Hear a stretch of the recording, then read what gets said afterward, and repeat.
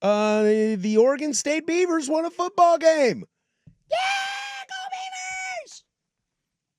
We're going to play that offensive line. We're going to recruit here. We're going to get people come Corvallis, open Cajun restaurant, go Beavers. Yep, Big O is on his way. I'm joking. But a search committee has been put together for Oregon State's next football coach. Sure. They are joining athletic director Scott Barnes, the most popular man in the state of Oregon right now.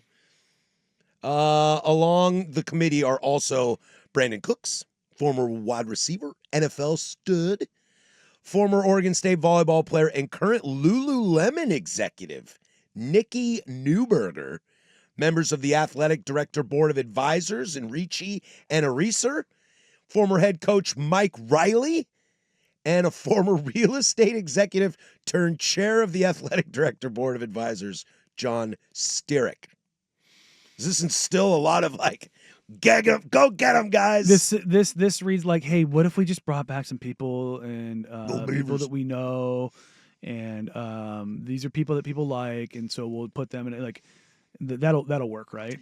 Who on here is like Who's actually qualified? Mike Riley. I'm sure Mike Riley watches football every single week. Just because you don't coach doesn't mean you're not still diehard football. Sure, but I mean, you bring in Riley. Which one of the brothers did they bring in? Brandon Cooks. Oh, sorry, so Brandon Cooks. Okay, so because you have the Cookses and the Rogers. The Rogers.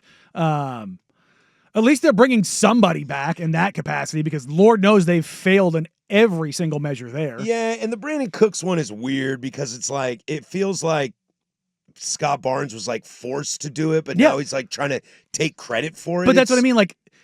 So much of this in all of the fan base and alumni has been calling for this, and they called for Trent Bray, and then they come out with that letter of Trent and I we're gonna really work to do this, and then the next week you fire him, and the week before that, or should be 2 weeks before that, Trent Bray says you can't fire a special teams coordinator because continuity matters, and then the next week they fire him. It's everything they do, they just undo the thing the next week, and it's just this is why everybody has to go. Yeah, and what you're trying to figure out is kind of strange, too, because they're going to hire DHR Global as their search firm. So a search firm that bring in the committee. Search firm, brings you 5 candidates, and then this committee chooses? Sure. I mean, are we doing a jury pool kind of a thing? Guilty, not guilty, and hired, not hired? How do you do this? Is this a blackball situation? You get sequestered? Does Scott Barnes have final say? Because if so, then what's the point? Yeah. You know what it is? Honestly, here, look, I'm going to be nothing but cynical and pessimistic here.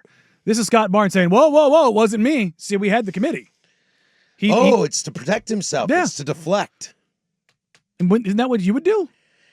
If you're the guy... If I were Scott Barnes, I'd be in Cancun right now. I would just step away from that job and walk away. But no, I'm saying if you want I don't know if I could do a job where everybody hated me so much. But I mean, you want to be that guy and be the one who's there. Are you aware of what we do for a living? Yeah, fair. Touche, my friend. But you know what I mean? That screams we had this committee. It wasn't just me. It doesn't. The buck doesn't stop with me. This isn't where everything ends. I wasn't responsible for all of this. But, you know what I mean? There's so many different ways you can go about it. Mm-hmm. It gives you that coverage. I think I saw the list. The top 5 candidates for the Oregon State job. Mm-hmm. Where is it? I've got to find it. I'm gonna guess. Is it a whole lot of who? No. It's dudes. It's dudes. Where are you? This is terrible. I'm sorry. I was not prepared. Brett Vegan. Is that how you say his name at Montana State? Couldn't tell you. There's that. Ryan Grubb. Okay. Alabama's offensive coordinator. Yeah. He's a Washington dude. Why would he want to go? No idea.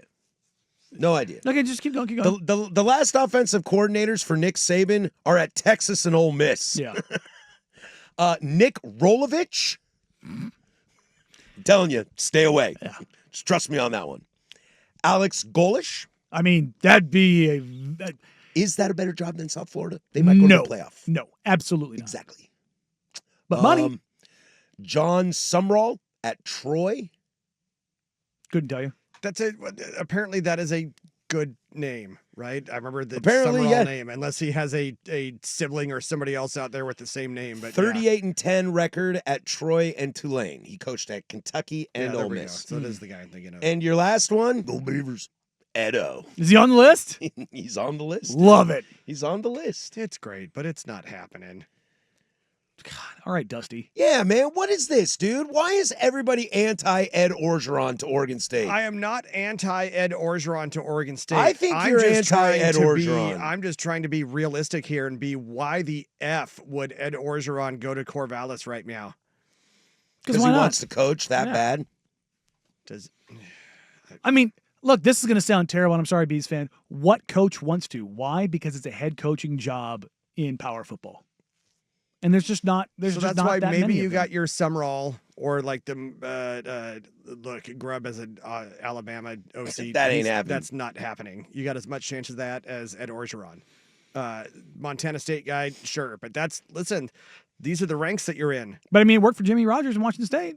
Go Cougs. Jimmy Rogers is great. I'm happy to have old Jimmy Rogers. I mean, you look at the guys that have come up. You know, the coach at North Texas. You've got Golish at USF. Like you've got plenty of coaches that are young and up and coming, and you can go young and take those opportunities and those chances. And the coaches that are working their way up, you can go older. And like Indiana, they went and got Signetti from JMU. Like, yeah, he was successful, but nobody thought that the coach at JMU, he was coaching, was it high school football 15 years ago? Like, well, I think one thing too that this committee really needs to try to do that would benefit them all long term is they got to change the perception of Oregon State right now, because Oregon State's a good job. It's a good job. Mm-hmm. We are just so blind to what's happened recently. It's a different job. It's a different job, but it's a good job. We are blind to the recency bias that things are so aesthetically miserable down there that it seems like a worse job than it actually is. Mm-hmm. Oklahoma State's going through the same thing right now.